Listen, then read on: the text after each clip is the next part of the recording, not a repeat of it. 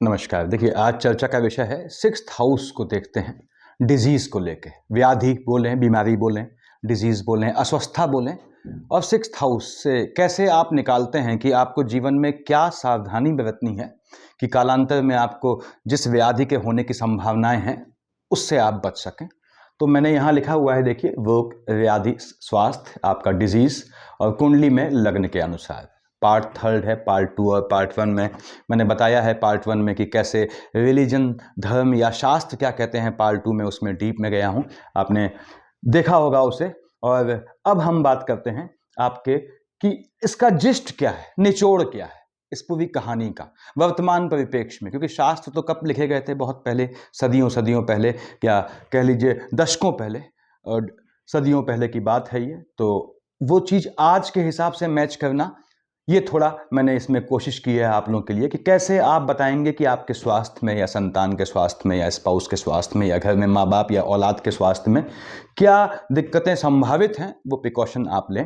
तो यहाँ देखिए, ये मानव का शरीर है, बॉडी है, ह्यूमन बॉडी। मेष राशि यहाँ लिखा है, क्या दिखाती है? मस्तक दिखाता है, बेसिकली फोरहेड दिखाता है। और यहाँ लिखा है मेष, मैंने देखिए क्या दिखाता है? फोरहेड दिखाता है। तो दो चीजें हैं, पहला भाव के हिसाब से, first house, second house, third house, fourth house. First house क्या दिखाता है? फोरहेड। सेकंड हाउस मुख, माउथ वाला पोर्शन। थर्ड हाउस वक्ष स्थल, चेस्ट संबंधी सभी समस्याएं, चेस्ट का कंप्लीट पार्ट। और फोर्थ हाउस हार्ट, फिफ्थ में उदर यानी स्टोमक, सिक्स्थ में लिखा है, देखिए मैंने, वेस्ट यानी कमर, कटी बोलते हैं। उसके बाद सेवेंथ हाउस वस्ती यानी कि यूरिनरी ब्लैडर, यूरिनरी ट्रैक कह सकते हैं उसे। और उसके बाद ब्लैडर ट्रैक, दोनों शामिल होते हैं इसमें। उसके बाद एट्थ दिखाता है लिंग यानी जेनिटल पार्ट की दिक्कत। और नाइन्थ दिखाता है उरु यानी थाइज पार्ट, दिस वन। और ऐसे ही मकर यानी कि आपके टेंथ हाउस दिखाता है नीज और घुटने। 11 दिखाता है काफ्स, पिंडलियां, दिस पार्ट। एंड जो 12th हाउस है दिखाता है फुट, आपके पैर। ये भाव के हिसाब से अंगों का निरूपण है, या अंगों को ऐसे समझा जा सकता है। अब राशि के हिसाब से यहां लिखिए, मैंने लिख दिया है, मेष राशि क्या दिखाती है? फोरहेड, देखिए इतना पार्ट दिखाती है। वृष क्या दिखाती है आपकी? इतना, माउथ का पार्ट, देखिए यहां लिखा हुआ है मुख। उसके बाद मिथुन राशि क्या दिखाती है? आपके चेस्ट का पार्ट, चेस्ट संबंधी कोई भी समस्या हो तो वो आपको समझ जाना है कि मिथुन का खेल है उसमें, या फिर थर्ड हाउस का खेल है। दोनों को जोड़िएगा आप। उसके बाद कर्क, यहां लिखा है मैंने, देखिए हार्ट, इधर हार्ट। उसके बाद आपका सिंह जो है वो उदर का पार्ट, स्टोमक का पार्ट दिखाता है। कन्या यहां लिखा हुआ है, देखिए कमर का पार्ट हो गया आपका। ऐसे ही तुला आपका जो है वो वस्ती यानी कि यूरिनरी ट्रैक हो गया। वृश्चिक आपका देखिए ये नीचे आपका जो जेनिटल ऑर्गन या लिंग वाला पार्ट हो गया। धनु आपका जो है थाइज वाला पार्ट हो गया, देखिए दिस पार्ट हो गया। मकर आपका जो है वो बताया मैंने कि घुटने हो गए आपके। ऐसे ही कुंभ आपके जो हैं वो पिंडलियां हो गई। और मीन आपके पैर हो गए। ये राशियों के हिसाब से अंगों का निरूपण है, निकालते हैं किस अंग में व्याधि होनी है, बीमारी होनी है। और ये खानों के हिसाब से है, भाव के हिसाब से। तो भाव के हिसाब से देखा हमने कि कौन से अंग को दिखाते हैं, राशि के हिसाब से कौन सा अंग दिखाते हैं। अब ग्रहों के हिसाब से कौन सा अंग दिखा देते हैं, पढ़ देता हूं यहां पे, देखिए। अब ग्रहों के हिसाब से डिजीज, अभी तो आपने ऑर्गन देखे, अब उस ऑर्गन से संबंधित डिजीज देखिए। सूर्य किसको दिखाता है, यहां लिख दिया है मैंने, पढ़ ले रहा हूं क्योंकि थोड़ा स्पेस कम था। आइस की प्रॉब्लम, फीवर की प्रॉब्लम, बुखार की problem, skin disease, heart disease, tuberculosis, मिर्गी, पित्त की समस्या, ये दिखाता है सूर्यदेव। उसके बाद चंद्रमा दिखाता है पीलिया यानी जॉइंडिस, आलस्य, लेथार्जिक कंटेंट, रक्त विकार यानी कि ब्लड इन्फेक्शन। उसके बाद कफ की प्रॉब्लम, फोड़े की प्रॉब्लम, फोड़ा फुंसी, एलर्जिक प्रॉब्लम्स जो हैं वो दिखाता है। मंगल महाराज दिखाते हैं कुष्ठ रोग आपका। उसके बाद, या कोड़ बोले हैं इसे। उसके बाद ब्लड इन्फेक्शन देखिए, आइस की प्रॉब्लम, पॉइजनिंग यानी कि आपके जो है चाहे वो फूड पॉइजनिंग हो, कैसी भी अंदर स्वतः उत्पन्न होने वाले विष की समस्या, और ईचिंग की प्रॉब्लम।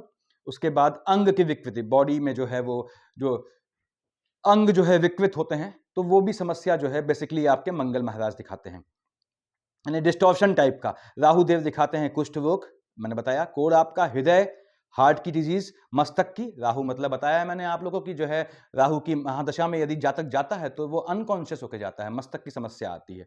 उसके बाद कंफ्यूजन कि क्या करें, what to do what not to do. उसके बाद पॉइजनिंग की समस्या, अगेन अब पैरों में तकलीफ दिखाता है।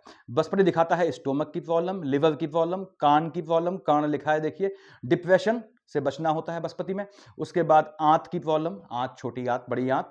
शनि महाराज दिखाते हैं गैस्ट्रिक इशू, कफ प्रॉब्लम, प्रॉब्लम, चोट से होने वाली, कोई चोट लगी किसी को, उस चोट से आगे जो दिक्कतें आएंगी, सपोज हाथ में चोट लगी आपके, तो आपके मसल्स पेन जो है वो जीवन पर्यंत रह गया, ऐसी चीजें। तो चोट की प्रॉब्लम, चोट से होने वाली डिजीज, कंफ्यूजन, अगेन टीवी, और मन की वेदना। अब ये आपके शनि महाराज, मन की वेदना मतलब चाहे आपके फैमिली से, चाहे कार्य क्षेत्र से आपको डिप्रेशन देता है, या चाहे आपके स्पाउस से मन की वेदना दिखाता है। बुध ईएनटी, ईयर नोज थ्रोट देखिए लिखा है मैंने, वाणी दोष, चर्म रोग यानी स्किन प्रॉब्लम, कफ की प्रॉब्लम। उसके बाद केतु महाराज दिखाते हैं हिडन डिजीज, ऐसी डिजीज जो डायग्नोस न हो पाए जल्दी। उसके बाद शुक्र महाराज दिखाते हैं गैस्ट्रिक इशू, एनीमिया, खून की कमी, रक्त की कमी, आंख में प्रॉब्लम, यूरिनरी ट्रैक की प्रॉब्लम, सेक्सुअल डिजीज, चाहे सेक्सुअल इनकैपेबिलिटी, असमर्थता। तो ये सब आपके जो हैं डिजीज दिखाते हैं ये ग्रह। तो हमने 3 चीज देखी, भाव के हिसाब से क्या दिखा रहा है किस ऑर्गन को, राशि के हिसाब से क्या दिखा रहा है, और ग्रहों के हिसाब से क्या दिखा रहा है। तो ये 3 चीजें आपके दिमाग में रहनी चाहिए। स्क्रीनशॉट आप इसका ले लें ताकि आपके काम आए। ये बहुत काम की चीज है। देखिए 6th हाउस कोई जानना सुनना नहीं चाहता जब तक समस्या में ना पड़े। अब क्या है, हम इन चीजों को कैसे निकालते हैं? आपने कहा साहब यहां पे आपका मान लीजिए कुछ लिखा है, 4 लिखा है, 4 का मालिक चंद्रमा यहां बैठा है, तो चंद्रमा से कहां 6th हाउस में बैठा है, तो चंद्रमा से संबंधित समस्या होगी। लेकिन ये सीधे नहीं निकलता। इसमें क्या होता है, आपको 8 चीजों में से 8 चीजें होते हैं, 8 लेवल होते हैं उनके। 8 लेवल में से अगर 3 लेवल आपके सेम आ जाते हैं तो वो समस्या आपको जीवन में होनी है। जैसे पहली चीज देखते हैं, लग्न के लॉर्ड का संबंध 6th हाउस से, यानी कि लग्न का लॉर्ड आपका और 6th हाउस, इनमें क्या रिलेशन है। जैसे यहां 2 लिखा है तो यहां 7 आ गया। अब लग्न का लॉर्ड और आपके 6th हाउस का लॉर्ड सेम हो गए, शुक्राचार्य, बॉडी के लोअर पार्ट में प्रॉब्लम आएगी क्या? निश्चित रूप से आएगी नहीं, कम से कम 3 स्थितियां इसको सपोर्ट करनी चाहिए, तब ऐसा होगा।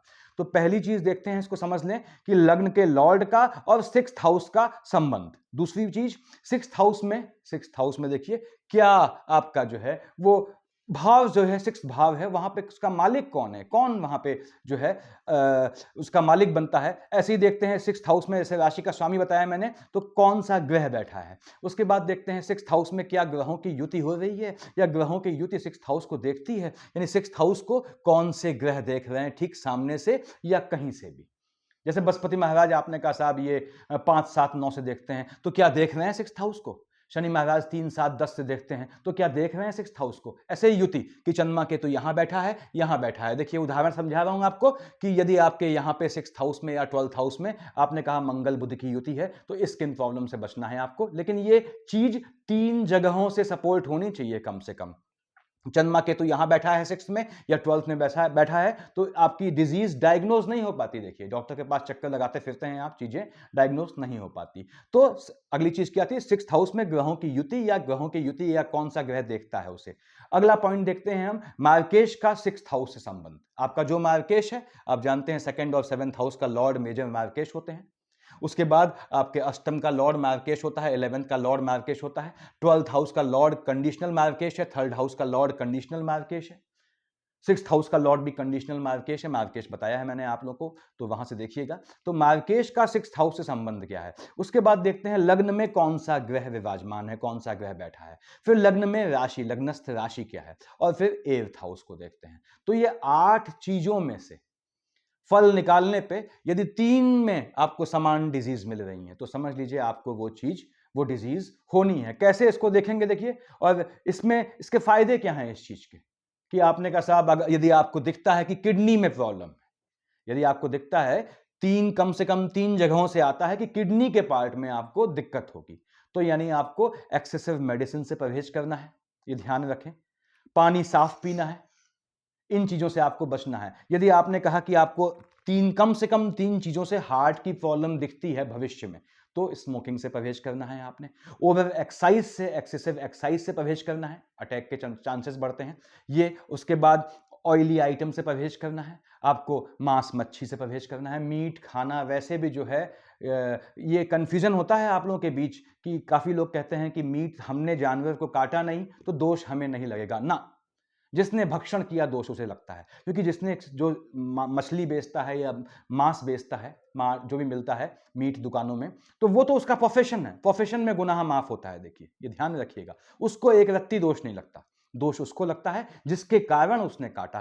कौन कारण, कौन बना? वो तो निमित्त मात्र बना, निमित्त को दोष कभी नहीं लगता है, इसको ध्यान रखिएगा। इसको ऐसे समझें जैसे पुलिस वाला, यदि कोई पुलिस वाला यदि किसी अपराधी को गोली मार देता है तो उसको वहां पे हत्या का या हंता का दोष नहीं लगता, क्योंकि वो अपनी ड्यूटी कर रहा है, अगर उसने ड्यूटी तरीके से की है तो इसलिए याद रखें। आप लोग, काफी लोग जो है वो कहते हैं कि हमने मछली नहीं मारी, हमने जो है बकरा नहीं मारा, हमने मुर्गा नहीं काटा, और हम खाते हैं, वो अलग बात है, हमने थोड़ी काटा ना। जो खाता है, जो भक्षण करता है, दोष उसको लगता है, ये ध्यान रखें। और ये चीज जानवरों में, पशुओं में अप्लाई नहीं होती, क्योंकि उनका वो है, वो चेन बनी हुई है कि एक दूसरे को खाता है, तो उनके लिए वो स्वाभाविक चीज है, इंसान के लिए स्वाभाविक नहीं है। तो ऐसे ही माउथ की प्रॉब्लम दिखती है आपको, कम से कम 3 फैक्टर से, जो मैंने 8 फैक्टर बताए, तो आपको मसाला इत्यादि इन चीजों से परहेज रखना है, जो खैनी वैनी जो भी होते हैं, वट आपको दिखता है कि लिवर पार्ट में आपको दिक्कत है, किससे? कम से कम 3 गुण सपोर्ट करते हैं कि लिवर में दिक्कत आएगी। आपको जो है अल्कोहल से परहेज रखना है और मदिरा से परहेज रखना है। नशा अव्वल तो करना गुनाह है, उससे भी बड़ा गुनाह जो है जीव हत्या करके उसको खाना है। प्रवचन देने नहीं बैठा हूं मैं, आप लोग को समझा रहा हूं, तो ये याद रखिए, ये जीव का भक्षण करते हैं, दोष आप पे आता है, 101% आप पे जाता है। उसके बाद अब आपने कहा साहब लिवर की प्रॉब्लम है, तो आपको मदिरा पान से परहेज रखना है। नशा वशा, वैसे ही देखिए अनुचित काम होते हैं, बहुत जो है जेन्युइन काम नहीं है, हालांकि प्रोफेशन चलते हैं लोगों के इस पे, तो ऐसा ना हो। 2 चीजें होती हैं, एक तो ये है कि आप नशा कर रहे हैं, आप उसको पी रहे हैं या खा रहे हैं, वट एक होता है वो आपको खा रहा है और आप अपने परिवार को खा रहे हैं, दोनों में जमीन आसमान का अंतर होता है। इसको समझें, आपकी लाइफ है, आप फ्री हैं कुछ भी करने के लिए, और चंद्रमा केतु की ऐसे ही शेड है मान लीजिए आपके, तो मैंने बताया हिडन डिजीज, चंद्रमा केतु यहां बैठ गया, यहां बैठ गया, हिडन डिजीज जो डायग्नोस ना हो पाए। ऐसे ही स्टोमक की प्रॉब्लम आती है, कम से कम 3 फैक्टर दिखाते हैं, तो आपको अपनी एडिबल हैबिट्स सुधारनी होंगी। तो ये सामान्य चीजें हैं, ये फायदा है इस चीज का जो मैं बता रहा हूं आज, कि कैसे आपको मालूम पड़ेगा कि यार हाँ, आने वाले भविष्य में मुझे हार्ट के प्रॉब्लम के कम से कम 3 गुण मिलते हैं। मैंने 8 पॉइंट बताए, फिर से बोल दूंगा एक बार, हालांकि आप उसको दोबारा सुन लीजिएगा। तो ये 8 गुणों में अगर आपकी कम से कम 3 चीजें सेम फैक्टर को इंडिकेट करती हैं, you have to be very precautious, आपको वो सावधानी बरतनी है। उसके बाद 6th हाउस के लॉर्ड की गोचर में स्थिति, इसको भी देखा करें। कभी भी ऐसा होता है, आप कहेंगे साहब मुझे तो आपने कहा ये जो है हार्ट को दिखाता है, मुझे तो हार्ट की आज तक प्रॉब्लम हुई नहीं, मेरे तो 3-3 गुण दिखा रहे हैं, 3-3 प्रॉपर्टीज इंडिकेट करती हैं कि मुझे हार्ट की प्रॉब्लम होनी है। तो इसमें बताऊंगा एक चीज आपको कि या तो आपका लग्न मजबूत हो या आपके इष्ट मजबूत हो, और इष्ट लग्न मजबूत है, आप समझते हैं इसका मतलब बताया हुआ है मैंने। इष्ट देव यदि आपके संतुष्ट हैं, तो इष्ट के बारे में आप अपना कंफ्यूजन दूर करें। पहली बात तो यह है कि इष्ट की पूजा जो है वो 3rd पीढ़ी में जाती है, यानी कि यदि मैंने किया, सब मान लीजिए इष्ट को साधा आपने, इष्ट की जो है नियमित पूजा करता हूं, तो मेरी संतानों की संतानों को वो दो, उसका गुण मिलेगा, उसके सद्गुण, उसका अच्छा असर मिलेगा। थोड़ा बहुत संतानों को भी मिलेगा, लेकिन ज्यादा मिलेगा मेरे बाद की पीढ़ी में।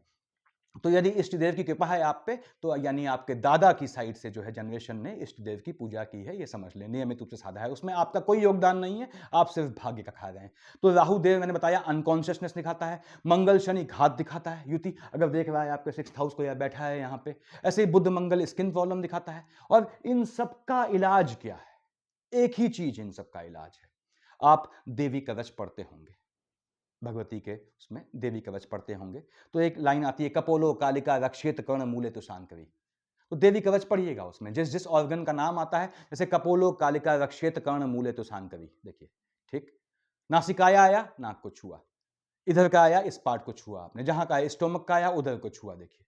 तो ये नियमित करेंगे, जो देवी कवच नियमित पड़ता है ऐसे अपने ऑर्गन्स को छू के, उसको जीवन में अंत समय आता भी है तो यकीन जानिए मालूम नहीं पड़ता उसको कि कब उसका जो है वो सदगति को प्राप्त हुआ। तो आपको देवी कवच पढ़ना है। स्वास्थ्य में आपके कोई भी दिक्कत है, अपनी संतानों को आदत डालें, रटाएं इसको। देवी कवच मैंने बताया है पहले अकल्टिज्म के पार्ट में कि अकेली ऐसी पूजा है जो स्नान के दौरान भी की जा सकती है। काफी लोग देखते होंगे स्नान करते हुए करते हैं, वो कोई गलत नहीं है, वो भी अलाउड होता है वहां पे। तो देवी कवच पढ़ते हैं तो आपको इन सब झंझटों से मुक्ति मिल जाती है। क्यों? वो अव्वल तो आपको वो डिजीज जो है वो जीवन के लास्ट समय तक, मार्केश लंबा खिंच जाएगा तो लास्ट समय में आएगी, और वो भी आपको आभास नहीं होने देगी तकलीफ का। तो खैर यहाँ पे ये पोजीशन है। तो मैं बोलता हूँ कि ये चीज़ें आप समझ लें कि आपको मार्केश कैसे देखना है। एक बार फिर बोलता हूँ, पहली चीज़ लग्न के लॉर्ड का 6th हाउस से संबंध देखें। दूसरा 6th हाउस में क्या राशि लिखी है। तीसरा वहाँ पे कौन सा ग्रह बैठा है। चौथा उसको कौन से ग्रह देखते हैं 12th हाउस में बैठ के। पांचवा लग्नस्थ ग्रह क्या है।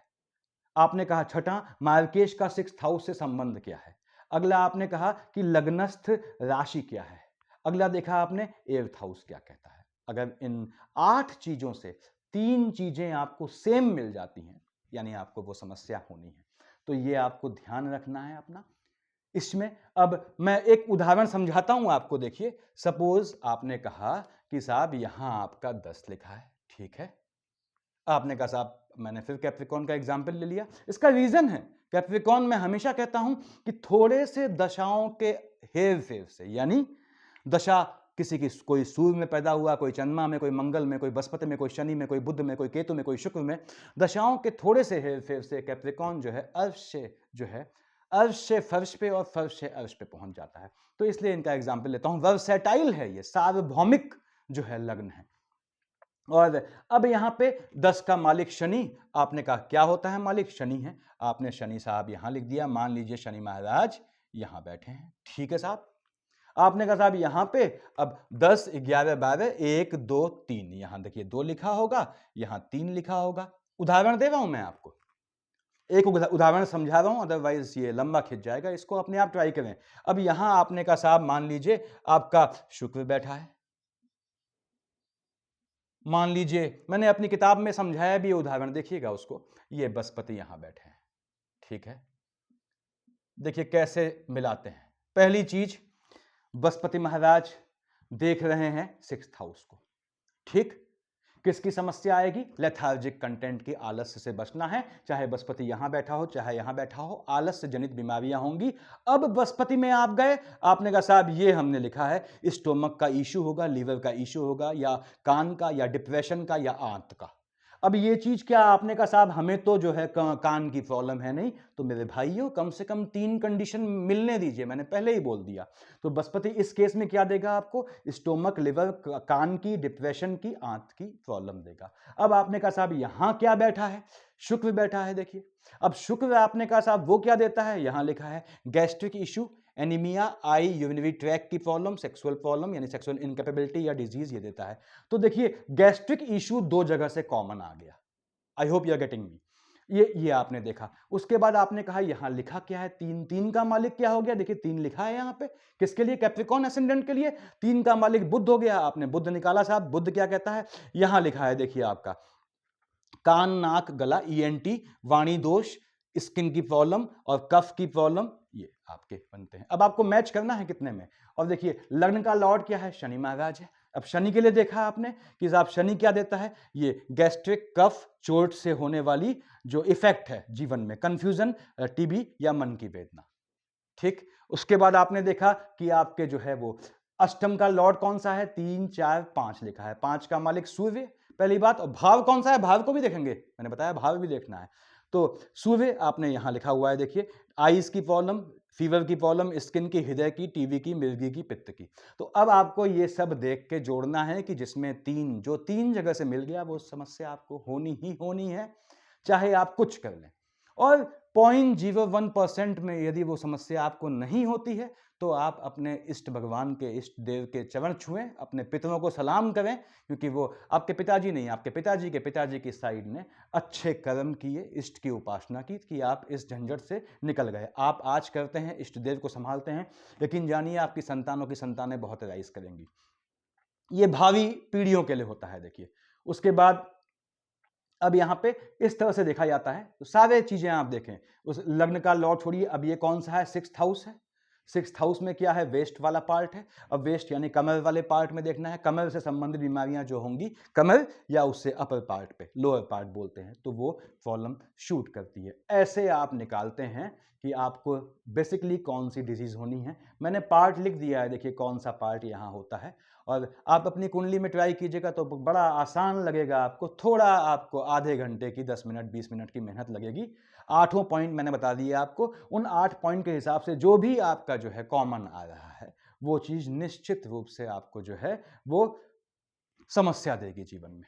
तो सफिशिएंट इतना मेरे ख्याल से आप लोग ट्राई कीजिएगा, जिससे अगर नहीं हो पाता है तो आप कंसल्ट कर सकते हैं। मैंने अपना जो है वो नंबर डाला हुआ है व्हाट्सएप का। सफिशिएंट है इतना, इसका फर्स्ट और सेकंड पार्ट देख लीजिएगा और थैंक यू।